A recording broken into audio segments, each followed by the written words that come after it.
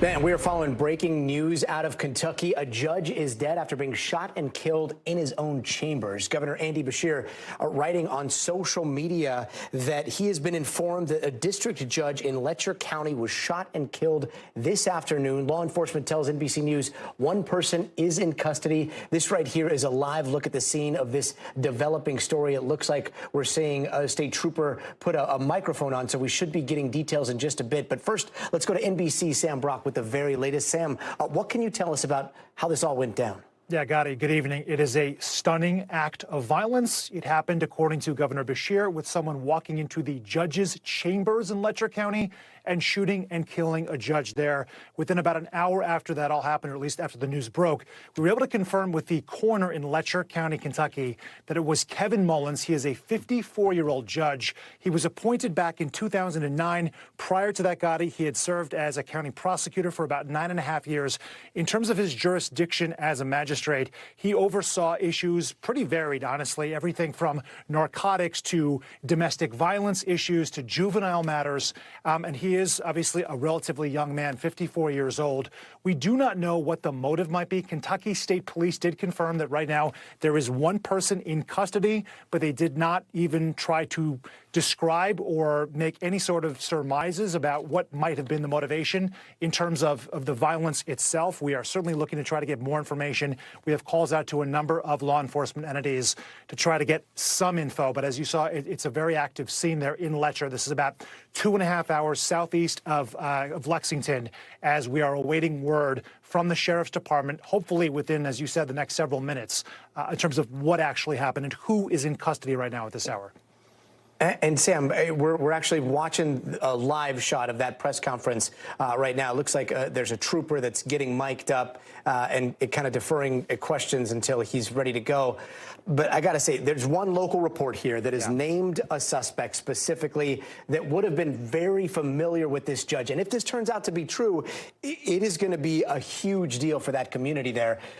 What have you heard about that? I concur. If that one report is true, and I emphasize so far it has been one report naming someone that would presumably be familiar to the judge, if not someone that he had sort of worked with professionally in some capacity, it would be an enormous deal. But no one so far has confirmed that report. So we've reached out to the Commonwealth's Attorney's Office there, to the Sheriff's Department there, certainly to Kentucky State Police. They have provided sparingly few details so far about how this all got catalyzed.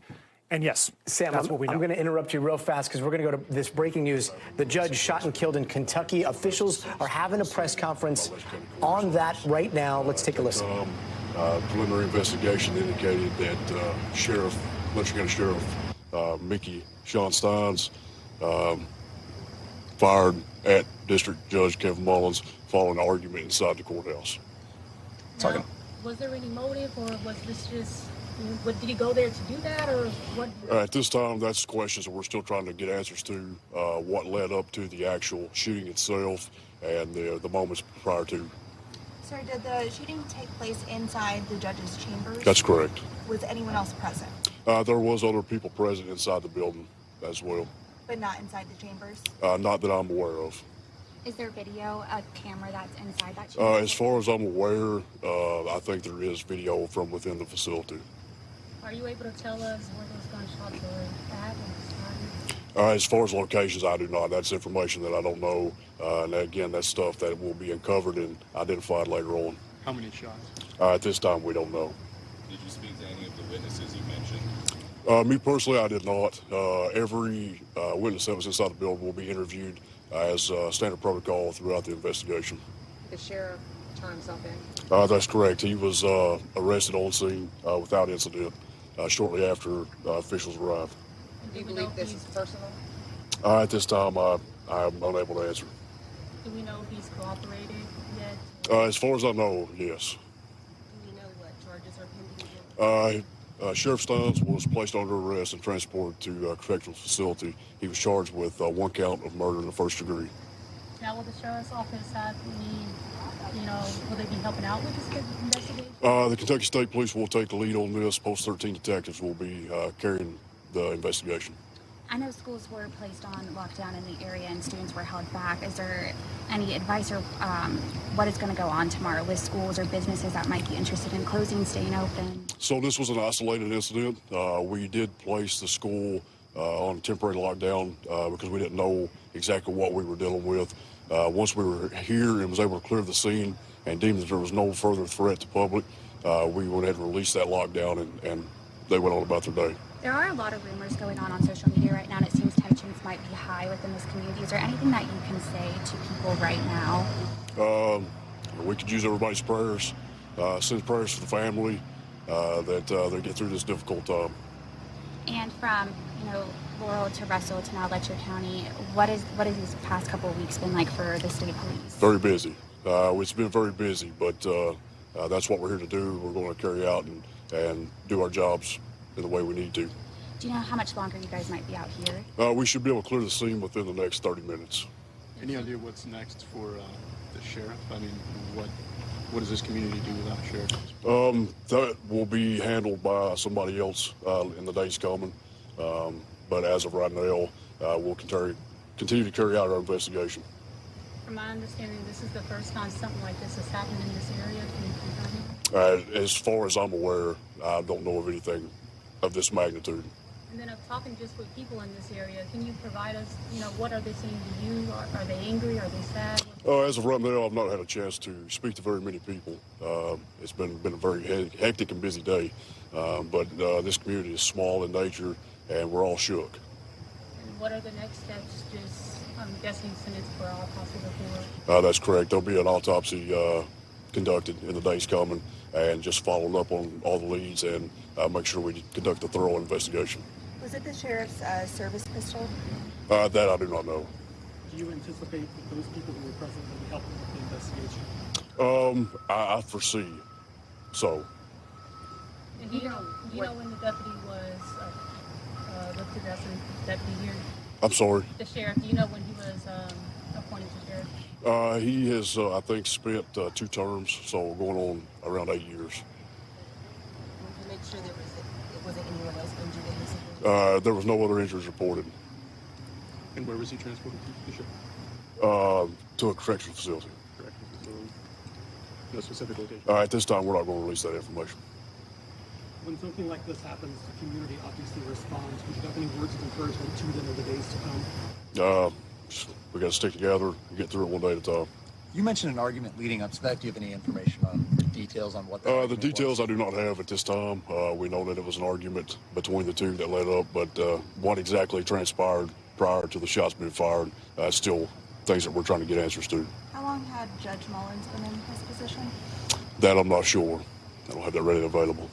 And is the body still inside? No, it has been removed at this time. Who appoints the sheriff? Like, who appoints? Who's going to become? So as far as the process that's going to take place in the days, I'd let somebody else comment on that, and they would probably be better suited to answer that question for you. Anything else you can ask? At this time, no. Do you know when the sheriff will have a court appearance? I do not. That will probably not be scheduled until a later date. And do you know if the body will be sent to Frankfurt? To the medical examiner's office, that's correct. Is the courthouse going to be shut down for any amount of time? I have not been briefed on that. That is something that those officials will have to work through and decide what's best for not only the community, but the officials that work inside that building as well. What can you tell us about the scene? Is it very gruesome? What is it? As of right now, we don't have any of that information to share. Thank you, Chief. Absolutely.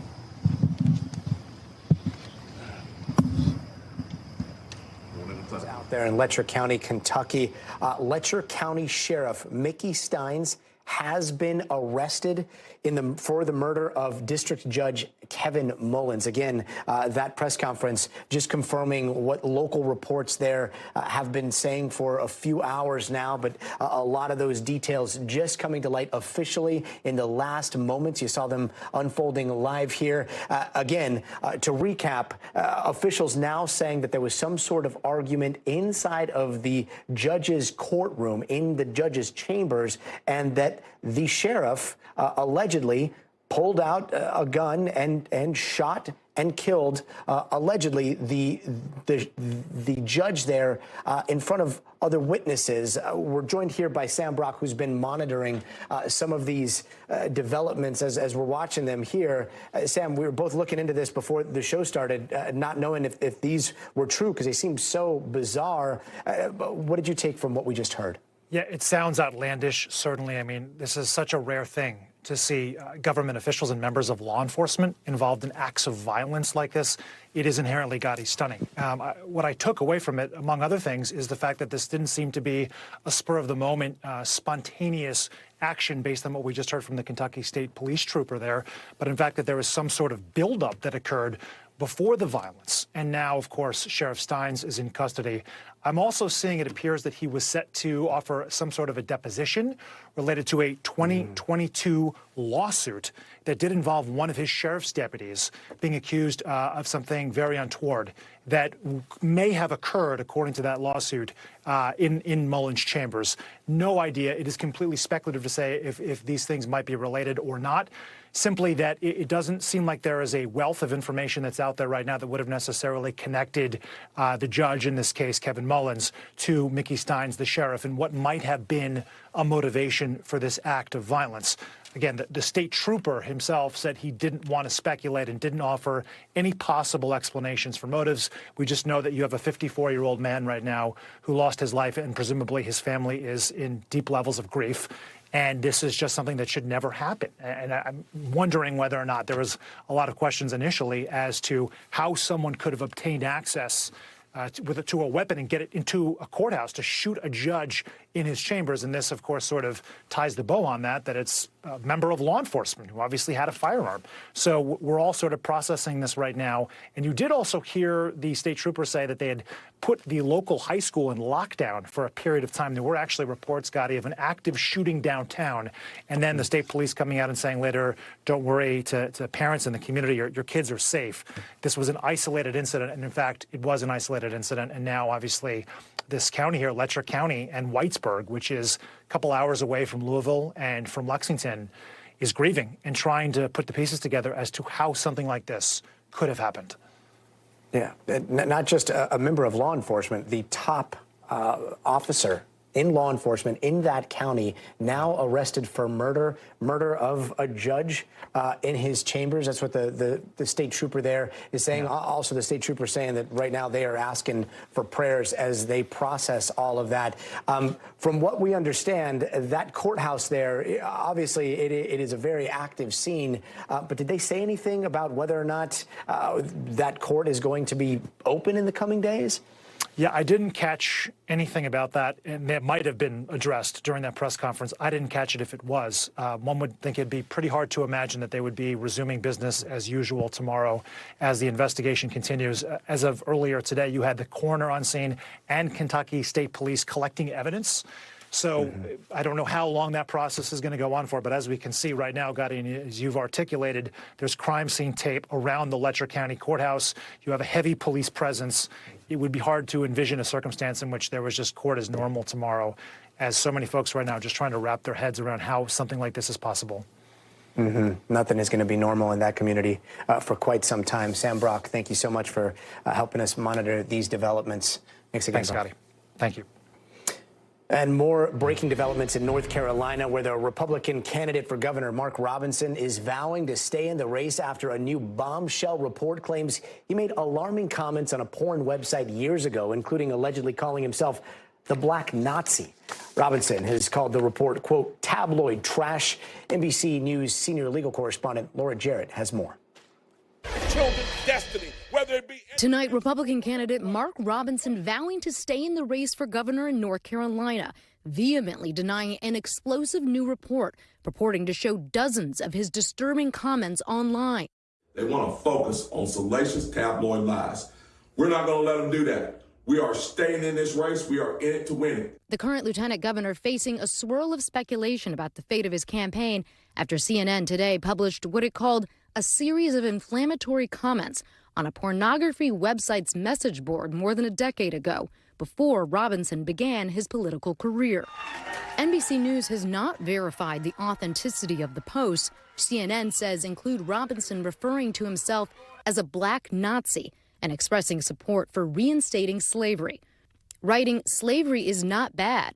Some people need to be slaves. I wish they would bring it back. I would certainly buy a few." CNN also reporting Robinson, who publicly supports a 6-week ban on abortion with exceptions, wrote that he did not care if a celebrity got an abortion, writing, quote, "I don't care. I just want to see the sex tape." CNN says the comments were all made under the same username and that Robinson used it elsewhere on the internet, including product reviews on Amazon. But tonight, Robinson blasting it as tabloid trash. Let me reassure you, the things that you will see in that story, those are not the words of Mark Robinson. You know my words, you know my character, and you know that I have been completely transparent in this race and before. No stranger to polarizing comments, Robinson has come under scrutiny in the past for calling the Holocaust hogwash, which he later said was a poorly worded remark that wasn't anti-Semitic. Come November, I plan on being the first black governor of North Carolina. He's a social conservative who's been endorsed by former President Trump. This is Martin Luther King on steroids, okay? North Carolina, a battleground state in the presidential race, but a tough one for Democrats, who haven't won it since 2008. Laura Jarrett reporting there. Laura, thank you. And now to the Lebanon-Israel border right now, where there are growing fears of an all-out war. Tonight, bombs continue to fly. Israel saying it is striking ammunition depots and strategic targets inside of neighboring Lebanon, while Hezbollah is returning fire with rockets. All an escalation from the dramatic wireless cyber attacks over the last 2 days. It blew up hundreds of pagers, walkie-talkies, as well as other electronics used by members of Hezbollah all across Lebanon. Lebanese officials say at least 37 people were killed in those attacks, including 2 children, and nearly 3,000 others were hurt, overwhelming area hospitals. They had puncture wounds on their faces, they had amputated limbs, they had open abdomens, intestines out, bowels out. I feel numb. I feel numb.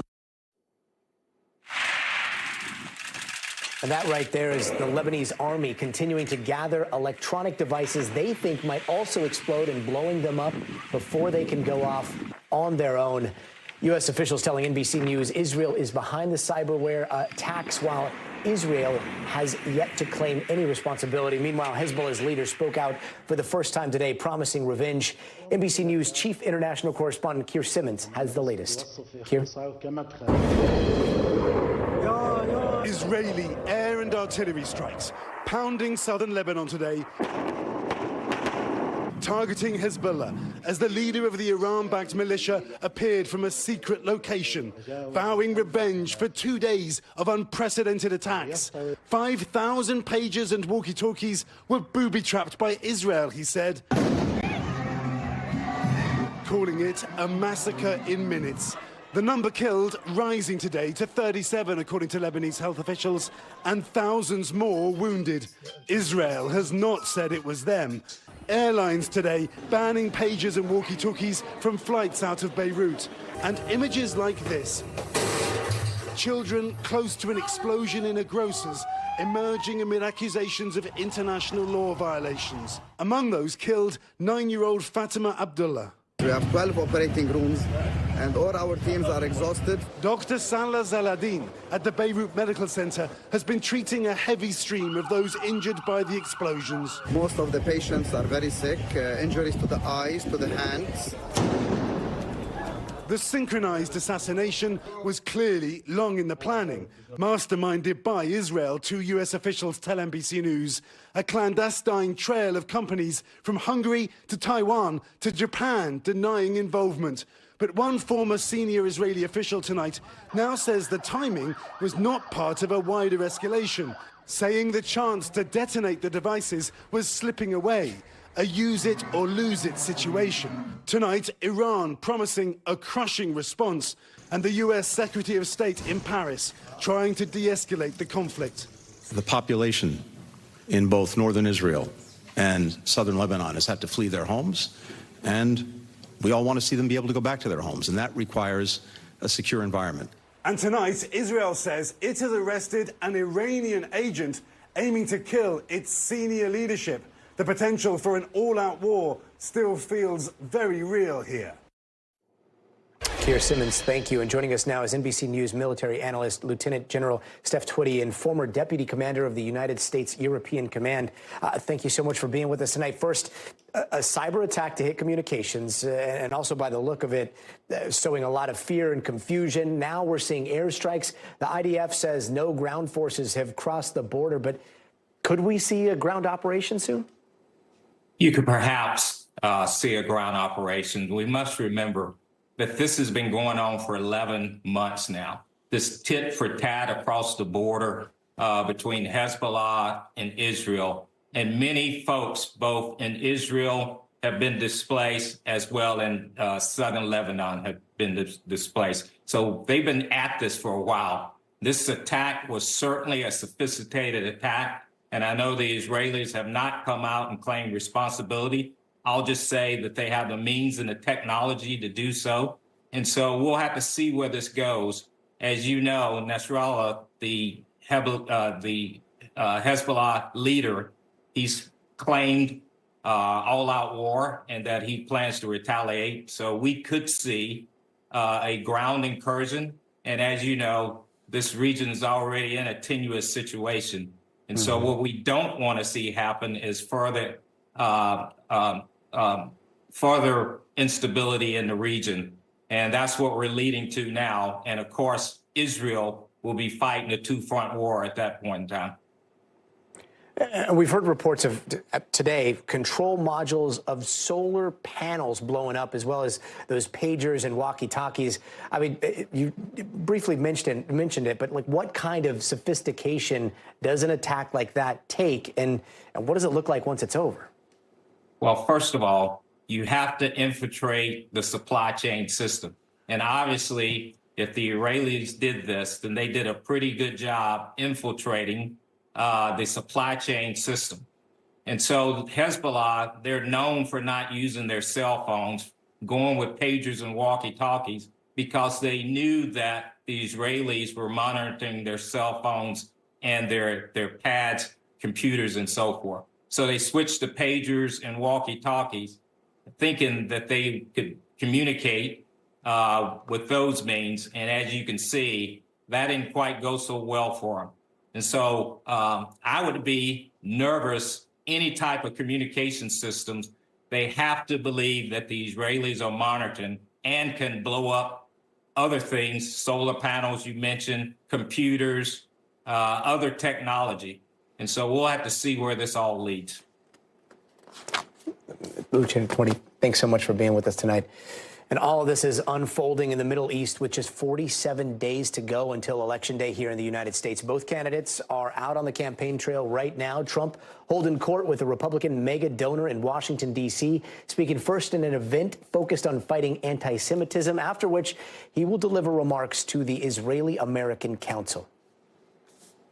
More than any other people on earth, Israel, I believe, has to defeat her. My promise to Jewish Americans is this: with your vote, I will be your defender, your protector, and I will be the best friend Jewish Americans have ever had in the White House. Meanwhile, Vice President Kamala Harris is in Michigan with Oprah right now, live streaming what Oprah is calling a voter rally. We have 1,000 screens everywhere you see those little heads there, and 400 people in the audience for what we are hoping is going to be one great big giant voter rally. And NBC's Gabe Gutierrez has more from the Harris campaign on their strategy.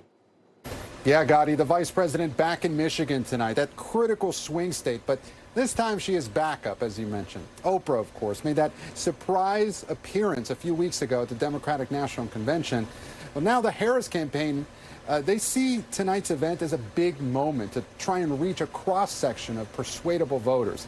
The campaign says nearly 200,000 people RSVP to the event, which will be live streamed on many platforms, including YouTube, Instagram, Facebook, and TikTok. There'll be a few hundred in-studio guests as well in the audience, and campaign advisors expect this to mirror, in some ways, the impact of Oprah's long-running talk show. At least that's their hope. Look, it's one of the different ways the campaign is trying to reach voters with less than 7 weeks to go until the election. Harris has been criticized for not doing many interviews, and her campaign pushes back and says she's been doing more of them, but still, her critics say that's not enough. And Gadi, it is hard to believe, but in-person early voting is already starting tomorrow in a few states like Virginia. Harris heads tomorrow to two key battlegrounds, Georgia and Wisconsin, while former President Trump is heading to North Carolina on Saturday. Gadi. Gabe Gutierrez, thank you. And don't go anywhere. We are just getting started. Up next, from mega mansions to what's been called, quote, hell on earth, inside the federal prison that Sean Diddy Combs now calls home. Plus, what's better than a full moon? How about planet Earth getting 2 moons? That's about to happen for a little bit, and we're going to explain how. That's all coming up in the future of everything. And later this hour, part 2 of an NBC News investigation into the troubling practices of a Texas medical school. Studies and trainings done there on bodies of the poor and forgotten. What we know about the school's abrupt reversal as loved ones search for answers on how this could even happen. He wasn't a missing person. He had family that loved him. He wasn't nothing. That's how they treated him, like he wasn't nothing, when he was everything to me. Hey, welcome back. And here are some of the other headlines we're watching tonight. 2 correction officers at a Massachusetts prison were stabbed by inmates last night. 3 more officers were hurt while trying to respond to that incident. They all went to the hospital, and only 1 is still there but is expected to be okay. The department is still investigating what exactly happened and why. And another senior official in New York, Mayor Eric Adams' administration has resigned, and that's the 3rd one this week. Kristen Kaufman, part of the mayor's office of international affairs, announced her resignation in a letter to colleagues saying she could no longer effectively serve in her role. It comes after several federal investigations surrounding that administration. And tonight, 25 million people in the East Coast are under flood alerts from South Florida to Long Island. The Carolinas have already been battered with tons of rain, with parts of North Carolina hit with over a foot of rain. Now, areas of the Northeast and New England are expected to get a few rounds of rain as well. And in Boston, over 1,000 hotel workers have hit the picket line to go on strike again. They say they're fighting for reasonable workloads, fair schedules, and wage increases. Out of the 4 hotels involved, only 1 has commented on the strike, saying they are committed to bargaining in good faith to reach an agreement. And in Wisconsin, a 12-year-old boy shot and killed a black bear that was attacking his dad. The pair were hunting in the woods when they spotted the bear, fired a shot at it, wounding the bear. The bear then ran away, but came back, charging the dad, pinning him down. And that's when the 12-year-old fired a shot from his rifle, saving his dad. They both went to the hospital, and Owen's dad was left with some serious battle scars, but will survive. Look at that, 23 stitches. And after days of seemingly nonstop updates, no movement today in the case against Sean Diddy Combs. Tonight, we're talking about where the music mogul is. Now, Combs' team failed for a second time yesterday to have bail set. Now, he's here right now, the Metropolitan Detention Center, and it's known for poor conditions, violence, and housing other celebrities. NBC's Yasmin Vasugian shows us more. From his $48 million Miami mansion to hell on earth where chaos reigns. Just some of the words used to describe the Metropolitan Detention Center where Sean Diddy Combs is now being held without bail after pleading not guilty to sex trafficking and racketeering charges. Combs abused, threatened, and coerced victims to fulfill his sexual desires, protect his reputation, and conceal his conduct. He is not the first high-profile inmate to pass through these walls. Ghislaine Maxwell, R. Kelly, Pharma Bro, Martin Shkreli, and crypto fraudster Sam Bankman-Fried, all as they waited for their federal criminal trials, called this jail home. But the conditions of the prison are far from homey, notoriously described as, quote, dreadful, as one judge put it. Some on the bench have even moved away from sending nonviolent defendants there. In April, a group of detainees that prosecutors said were MS-13 gang members in court documents stabbed an inmate 44 times in an attack caught on camera. 2 shivs were recovered from the attack. You see them here. The victim survived. And in the last 3 years alone, 4 inmates have died by suicide. And violence is not the only issue. Accusations of medical neglect, staffing shortages, smuggling of drugs, some allegedly facilitated by employees. At least 6 staff members charged with crimes in the last 5 years, according to the AP. Some accused of accepting bribes and providing contraband. I've had clients describe NBC as hell, as the worst conditions they've been in. Lance A. Clark is a federal defense attorney who's been there many times. Now, if the government is going to mandate that they are responsible for your well-being, they have to ensure the safety of your well-being. Occupy the streets until they get heat. In the winter of 2019, protests over a power outage left inmates without light or heat for a week in the cold.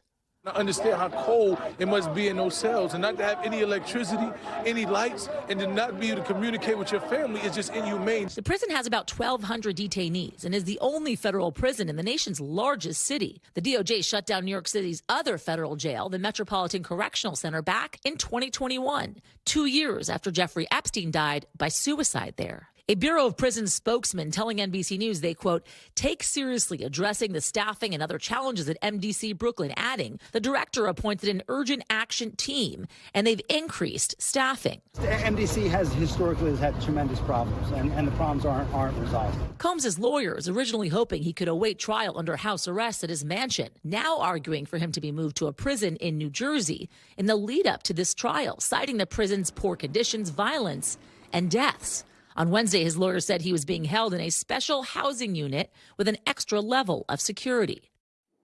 Yasmin Vesuvian, thank you very much. And some developing news right now out of the world of baseball. Los Angeles Dodgers phenom Shohei Ohtani is now the first player in Major League Baseball history to hit 50 home runs and steal 50 bases in the same season. He reached the 50-50 club in impressive fashion tonight with 2 home runs, 2 stolen bases in the Dodgers game against the Marlins in Miami. And with that, Ohtani makes another compelling argument that he could go down as one of the best players in the history of the game. Big deal out here on the West Coast. And coming up, out of control, raging wildfires in Portugal prompting extreme action by leaders, the international effort to fight those flames. But first, you gotta see this. If you like to run, you may want to pay closer attention to your surroundings because you never know who might be around, like maybe Grammy Award-winning superstar Ed Sheeran. Hello. Any requests? Yeah. You look so wonderful in that dress. I love your hair like that. The way it falls on the side of your neck, down your shoulders and back. Did you hear what he said? He loves your hair like that. Talk about being at the right place at the right time. We'll be right back. Hey, welcome back, and here's some of the stories happening out west that we're following right now. A disturbing video released by San Jose police showed 3 men attacking another man with machetes in a parking lot back in June. Now, the suspects were arrested yesterday, and the victim, who apparently did not know the suspects, was able to recover from those injuries. As for why all this went down, that still remains under investigation. And a former CIA officer from La Mesa, California, was sentenced to 30 years in prison yesterday, for drugging and sexually abusing multiple women across various counties where he was stationed starting back in 2006. A 48-year-old Brian Jeffrey Raymond pleaded guilty and admitted to the crimes in 2023. And 3 people in Los Angeles County have been confirmed to have dengue fever, a disease you can get from the bite of an infected mosquito. Now, what's surprising is that these cases were acquired locally, not from dengue-prone countries. Thankfully, most people recover from the virus within 2 weeks, and deaths are pretty rare. And after an almost 12-day manhunt, Kentucky officials say the body of a man suspected of going on a highway shooting rampage has been found, but it might not have been cops to find the body. Instead, some YouTube sleuths who went out searching too, live streaming the discovery. Take a look. He's deteriorated! Oh, my Lanta. Oh, my Lanta. Ow, sticker bars. Oh, gosh. Look. Now, apparently that couple was searching the woods at the same time as the Kentucky State Troopers. Let's bring in NBC News correspondent Adrian Broadus, who has more details. Adrian, this is a very bizarre end to this terrifying week. The community there has been so scared for quite a while now. They've been told that the cops have been searching far and wide. Now they're hearing that some YouTubers found the body. How did cops miss this body for 9 days? All right, so I'm going to take a step back, and I won't say that investigators missed this spot. You got to remember, Gadi, they were searching a forest, which is thousands and thousands of acres, and Mother Nature played a role in this discovery. Now, that couple found that body, believed to be that of Joseph Couch, on Wednesday. Today, an autopsy was performed, which revealed the cause of death was a gunshot wound to the head. However, the DNA testing, which was done on some of the soft tissue, was inconclusive. What does that mean? The body was so badly decomposed, the ME was not able to confirm a positive ID, but is continuing testing, primarily DNA extracted from the bone. This couple, I spoke with them earlier today, Fred and Sheila McCoy, said they started searching about 6 days ago. Listen in. I've been watching the news that day, and when she come home, I said, for date night, let's go eat and then go find this guy. So what led them to search, knowing police had warned the public that Couch was likely armed and dangerous? Well, one, Sheila says she used to work in education and understands that many students depend on that school lunch. You might remember a lot of schools were closed, as well as businesses and churches, while that search continued. Fred tells me he's a retired police officer. He dedicated about 40 years of his life to criminal justice.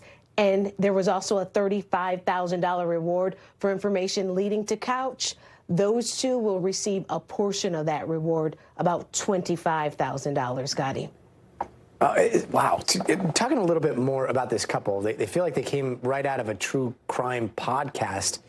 I mean, this was said to be a very dangerous suspect in some very thick vegetation and woods there. Did they say anything about the danger?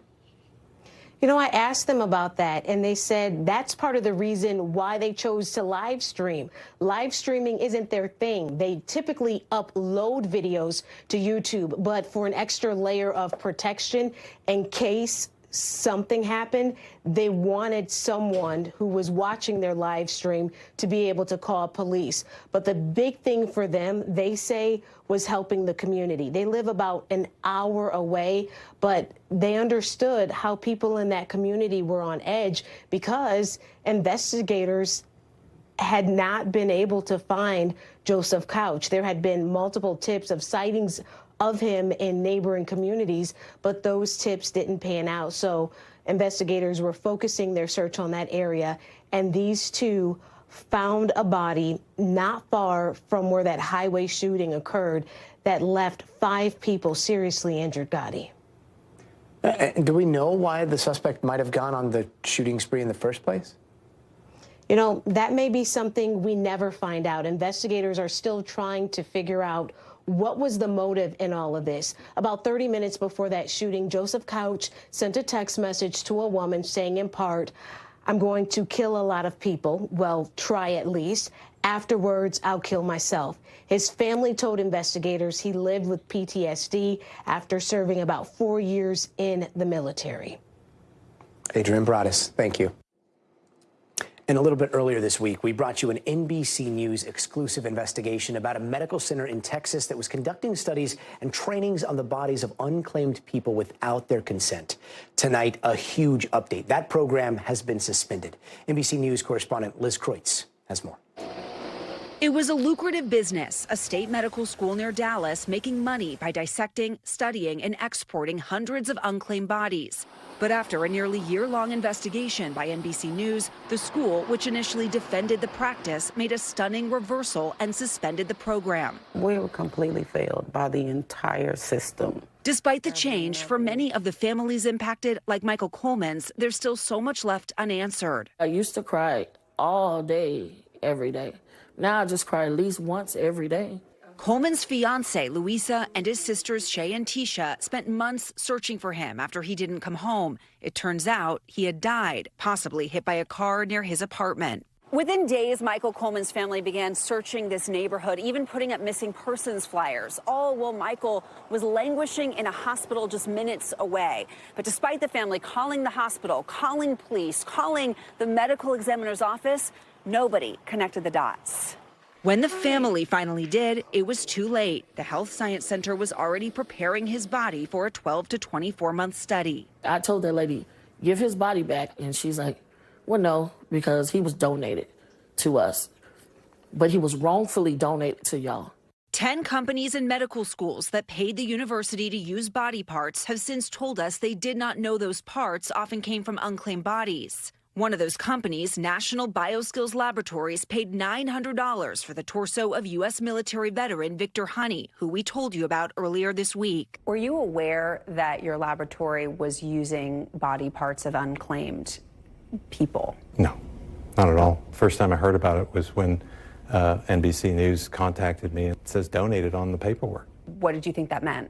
That they donated their bodies for this purpose. Are you going to change course in any way now knowing what you know?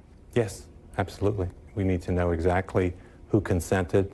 I would like to know that. While training on unclaimed bodies is legal in most of the country, many U.S. medical schools have halted the practice. A few states, including Hawaii, Minnesota, and Vermont, have outright banned it. But because no national data exists about how common it is, NBC News conducted its own survey, reaching out to 51 major medical schools in 29 states. 44 of them told us they don't use unclaimed bodies. The rest didn't answer. What is the moral question here?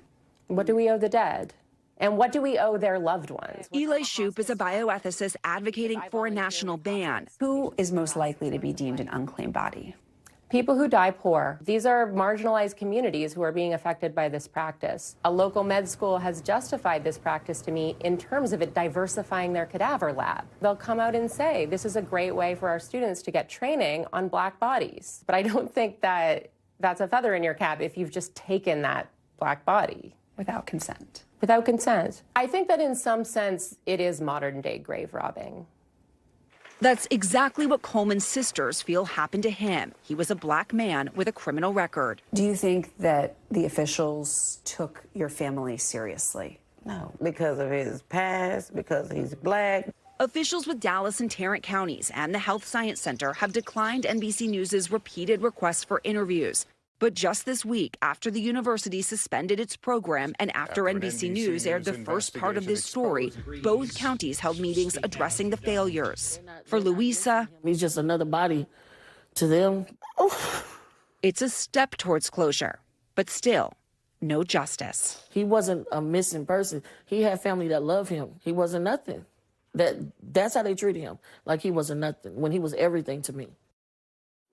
Such powerful reporting. Liz Kreutz joins us here in the studio. Liz, I mean, like you said, this kind of opens the floodgates, and all across the country, people are looking at this. And you've spoken to somebody that's advocating a national ban, right?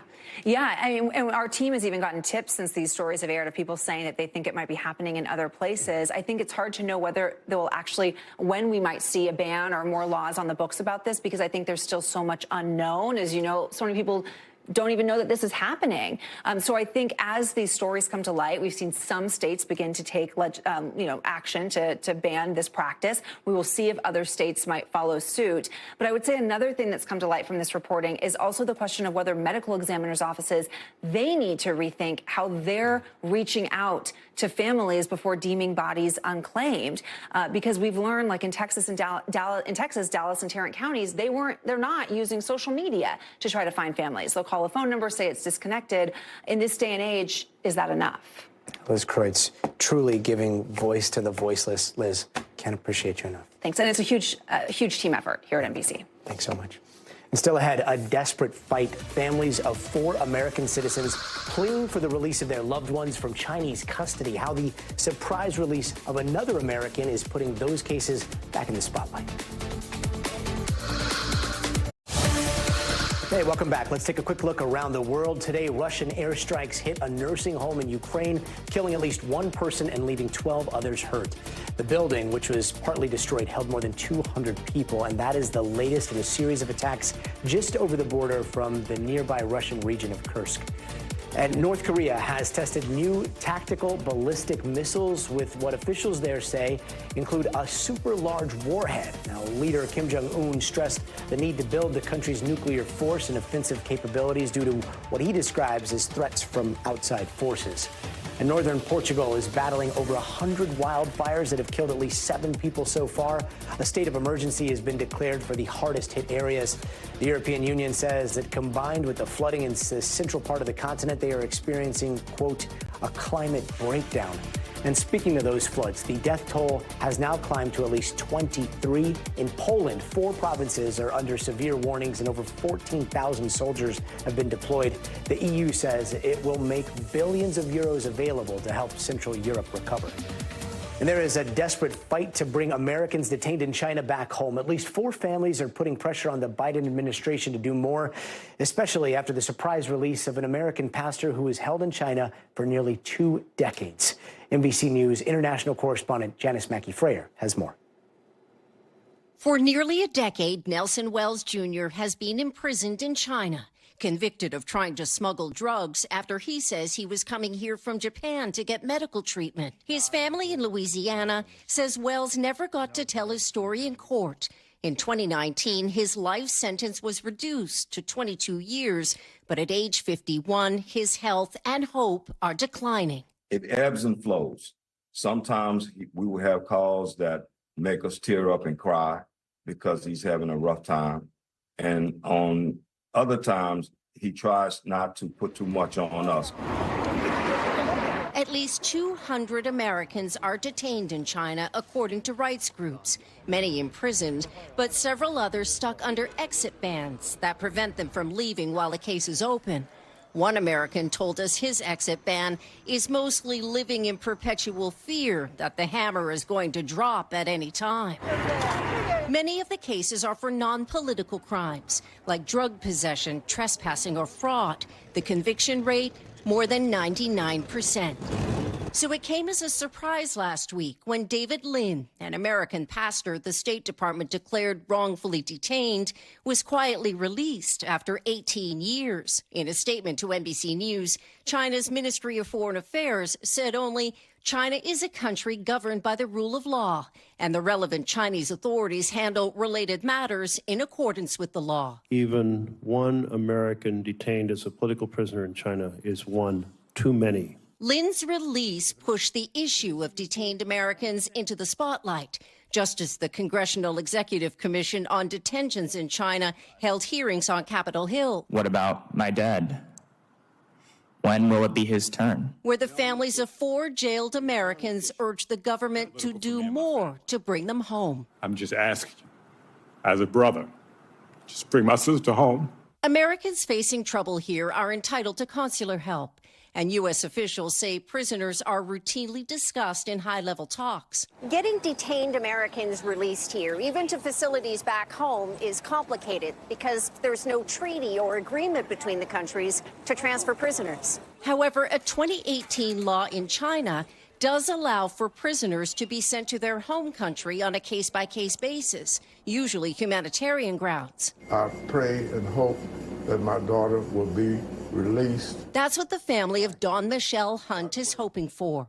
They say her health is failing. Hunt was given a life sentence for what Chinese authorities say was a drug trafficking scheme, one that Hunt says she was tricked into by scammers who told her she had won a contest that would take her to Australia. The last time I talked to Dawn was about a year ago. The Wells and Hunt families are pushing for more dialogue with China. The only way that we're going to get Nelson out is for our federal government to step up and negotiate and open up a dialogue with China and bring him home. The way I would describe Mark is he's a good man. 2 Americans, Mark Swedan and Kai Lee, are considered by the State Department to be wrongfully detained, a designation that can take years of review to reach, time that families worry they don't have. I don't want no ashes brought to me.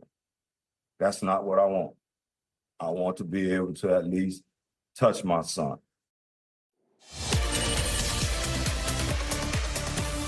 And tonight in the future of everything, you ever feel like your phone is listening to you? Like you'll be talking or searching for something, and then you go on social media, and then all of a sudden, oh, here's an ad for the very thing you were talking about.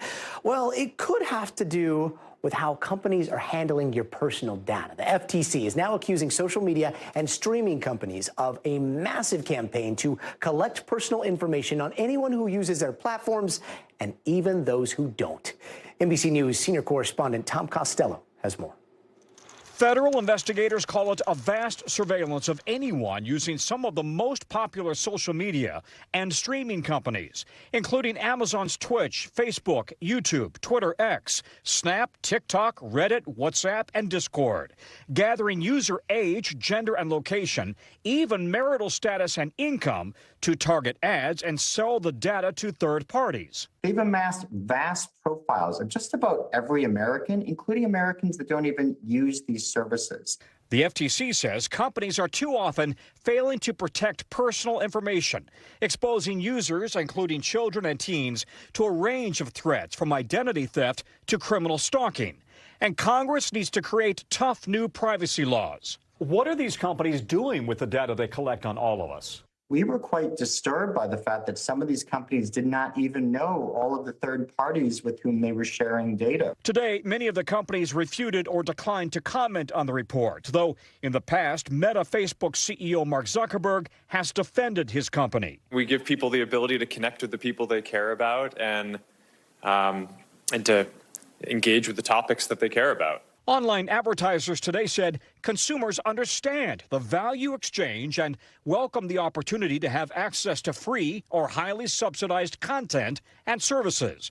But security pros say most of us simply scroll through the long user agreements when we sign up. It's either opt in or you don't get to use the service. And so many people are in a hurry and they don't read it.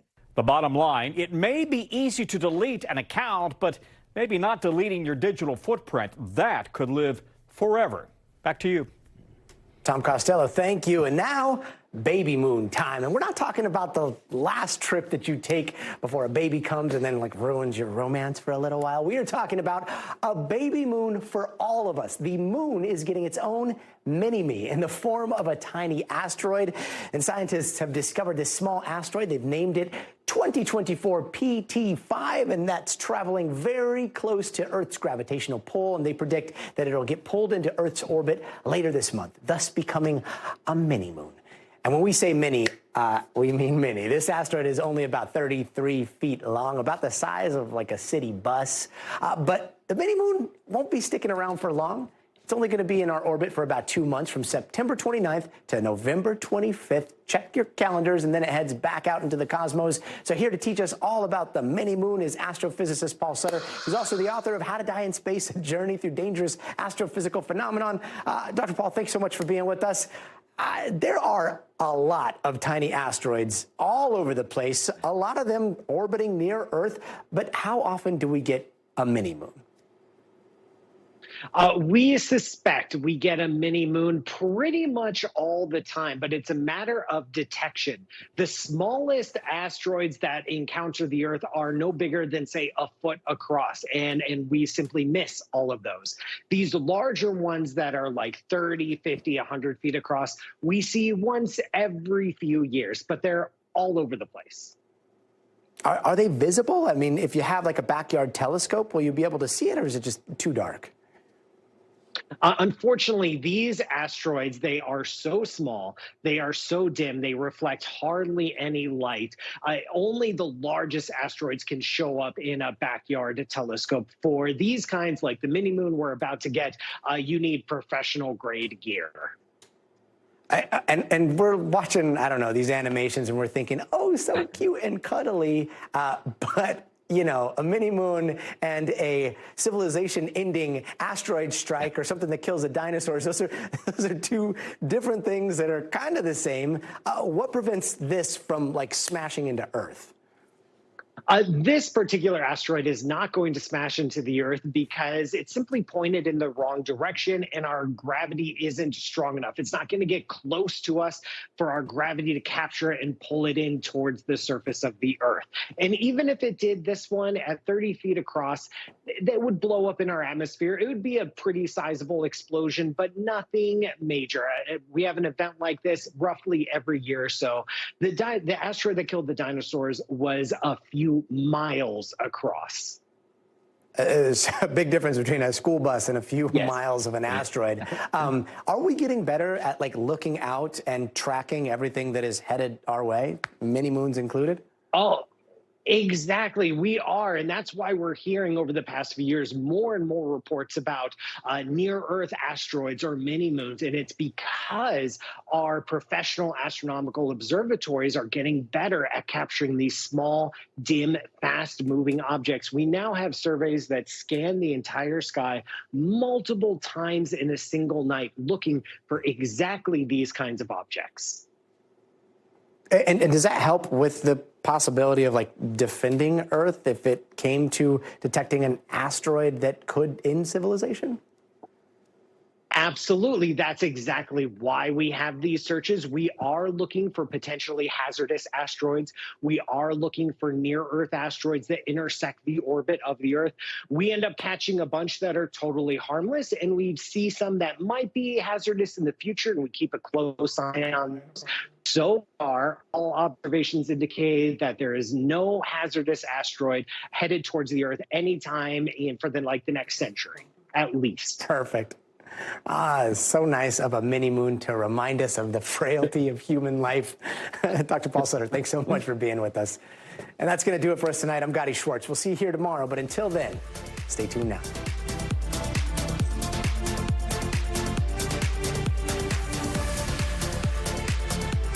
Thanks for watching. Stay updated about breaking news and top stories on the NBC News app or follow us on social media.